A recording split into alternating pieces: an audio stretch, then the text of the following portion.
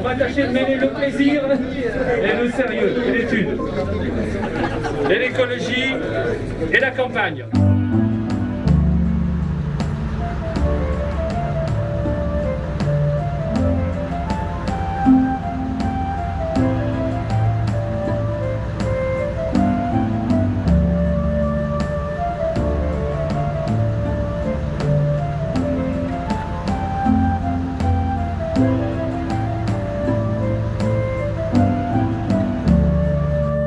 Ce qui est intéressant surtout ici, c'est qu'on puisse se rencontrer entre Français et Belges et entre écologistes des deux côtés de la frontière.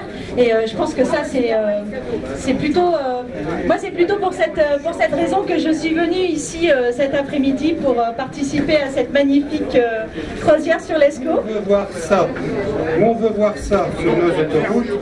On veut les voir passer tranquillement sur nos voies d'eau, justement symboliquement. Le bateau qu'on a croisé juste avant le pont s'appelait Pax.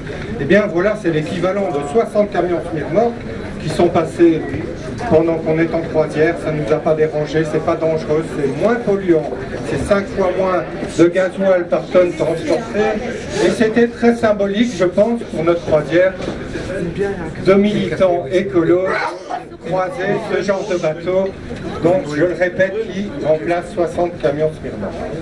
Donc c'est un peu le thème écolo, en tout cas en Belgique, ne pas laisser circuler ces conteneurs par camion sur les autoroutes. Il y a beaucoup mieux à faire. On ne prétend pas que c'est la panacée. C'est bien, il est temps de passer dans le vert. C'est une première étape, bien entendu. Nous ne sommes pas des révolutionnaires. Nous voulons adapter vers le moins polluant et aller au mieux pour l'économie.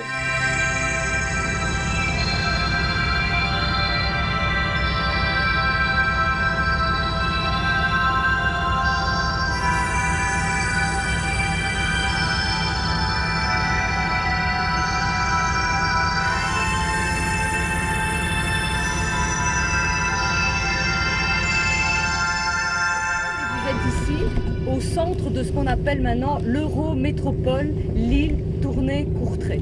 Il y a quand même 2 millions d'habitants dans cette métropole. Évidemment, c'est plus concentré du côté de Lille et même Courtrai. Mais effectivement, il y a quand même là un potentiel. Il y a 145 communes. Bon, on sait qu'en France, les communes sont plus petites qu'en Belgique, donc on en arrive vite à 145 communes.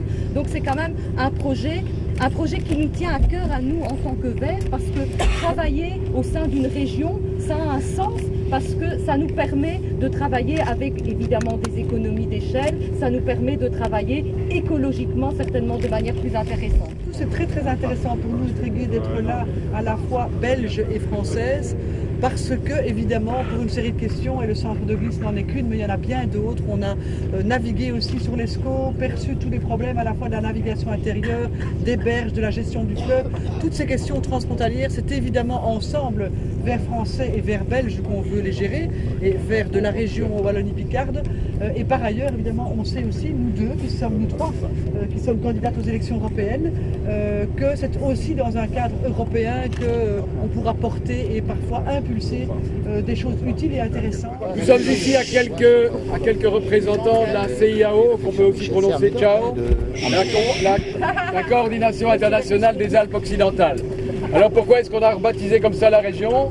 C'est parce que si le projet avait suivi son cours, sur votre droite, bientôt vous verriez surgir une montagne, pas très haute, mais quand même 67 mètres de haut, d'où les skieurs pourraient s'élancer pour parcourir les pistes sur neige artificielle. Ouais.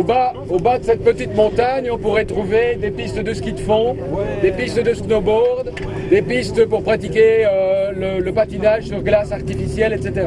Le rafting sur une rivière sauvage, chercher une rivière sauvage dans la région. Le ski nautique également sur les lacs, plus évidemment toute une série d'activités dites nature, du type pêche, du type golf, hein, c'est très nature le golf aussi. De ce côté-là, c'est ce qu'on appelle la presqu'île, donc en face de vous, un hôtel de 110 chambres et 850 cottages. Ne dites pas bungalow, c'est un peu vulgaire, dites cottage, c'est plus distingué.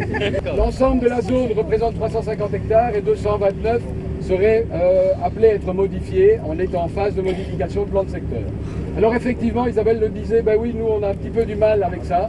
On s'oppose quand même un peu, beaucoup, lourdement à ce projet-là depuis 5 ans maintenant.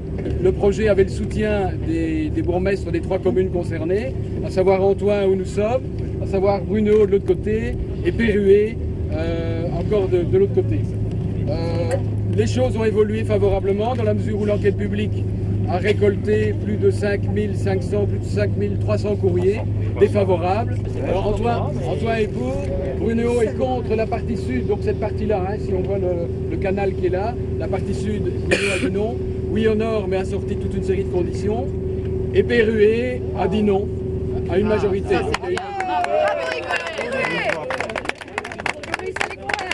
Chez nous, il y a 2 choses que j'ai retenues comme étant essentielles. C'est d'abord l'image du tabouret aux 3 pieds. Le tabouret aux 3 pieds, c'est le développement durable environnement, c'est économie emploi, et le 3e pied, c'est le social. Et chez nous, on a tendance à dire que si on n'imagine pas tous les projets en fonction de ces 3 pieds, et que s'il y en a un qui se brise, on se casse la gueule. Je pense que c'est important dans tous les projets qu'on envisage à partir d'aujourd'hui, et ça, je peux vous dire que tout le monde ne l'envisage pas de la même façon. On imagine un pied à la fois, 2e, 3e, mais jamais les 3 ensemble. C'est très rare et ça, je pense que pour nous, c'est très important. La 2e chose que je trouve qui est aussi une généralité, mais qui pour moi est très important, et nos amis français seront sûrement d'accord avec nous là-dessus, c'est ce qu'on appelle la solidarité au cube. La solidarité au cube, pour nous, c'est la solidarité ici, chez nous, maintenant, entre les générations. Entre les générations, ça veut dire, évidemment, entre les plus nantis, les moins nantis, les pauvres, les moins pauvres, les malades, les handicapés, etc. Ça, c'est ce qu'on vit maintenant, aujourd'hui. Et il y en a d'autres qui le font aussi. Ça, il faut le reconnaître. Mais n'empêche, c'est important.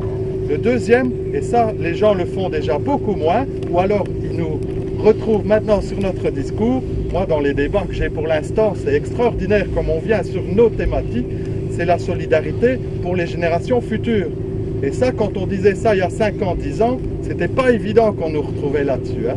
Maintenant, les gens comprennent en disant, nos actes qu'on pose maintenant, c'est très important pour l'avenir de la planète, pour nos générations futures, pour nos enfants. La 3e, c'est dire, on s'en sortira pas uniquement si c'est pas uniquement nous avec les autres ailleurs. Et donc, c'est aussi, évidemment, en faisant des actions ailleurs, par rapport au tiers-monde, par rapport aux pays les plus pauvres, qu'on pourra s'en sortir.